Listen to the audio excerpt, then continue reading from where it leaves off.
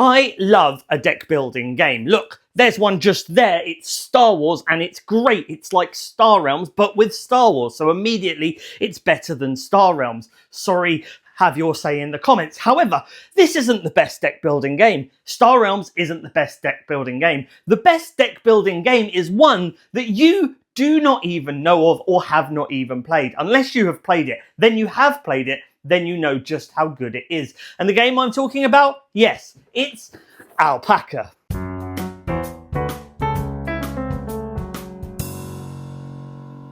Now you might be thinking that that is a crazy thing to say, and you might be right, but looking at this alpaca, how can you say that I'm wrong?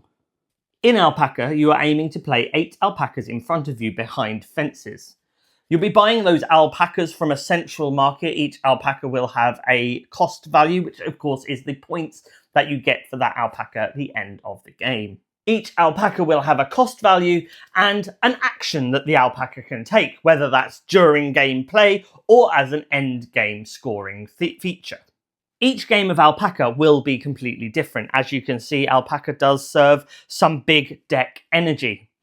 Each game you will be selecting 12 different alpacas to put out in the market. There are a lot more than 12 there, so as you can imagine, replayability is fantastic. And each way that the alpacas work against each other and with each other are different. So no matter what you have from a selection of alpacas, they're always going to be working against each other differently, and you're going to get some hilarious results.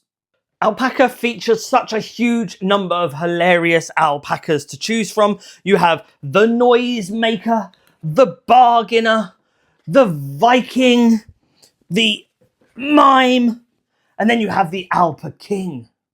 How to play is very simple. Each player will be given 4 fences and one will be played in front of you. The others will be put to the side.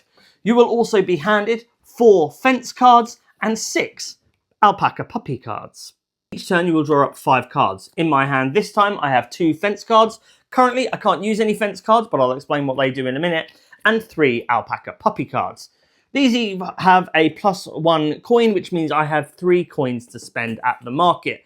That means I can now buy any of the 12 alpaca cards that I can afford. So there's a couple of 3-cost alpaca cards, so I'll buy one of those and bring it into my hand. So then later, as you're building your deck, you might have a few more choices. On each card, there are actually 2 options. There is a coin value here. So for example, this cost for the carpenter would give me 3 coins to be able to spend at the market. However, I can just play the card to use its ability. This ability reads, free me to place an extra alpaca in your farm that turn. Free me essentially means discarding this, putting this one back into the market. But I would then get to place 2 alpacas, which gets me on to another thing, placing alpacas. Placing alpacas is as easy as it sounds. The aim of the game, as I mentioned before, is to get 8 alpacas behind your fences in front of you.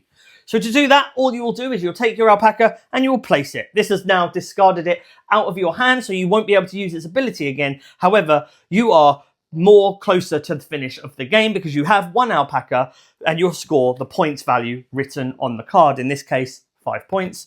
That's behind there. So when it gets to the end of the game, I'm going to score 5 points for that alpaca.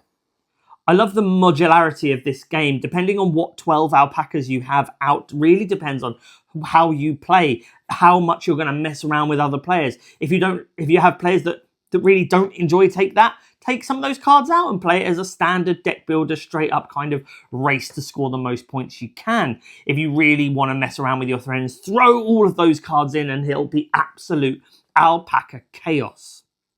If I didn't make it abundantly clear, I really enjoy this game. I think this is perfect for families. With younger gamers, I think this is perfect for those in between those heavy slogs of games and you just want to be silly and have some funs with your friends. Alpaca is the perfect game for game night, and it's just an absolute delight every time it gets to the table. So I highly recommend you look into Alpaca from Gaton Games when you get a chance.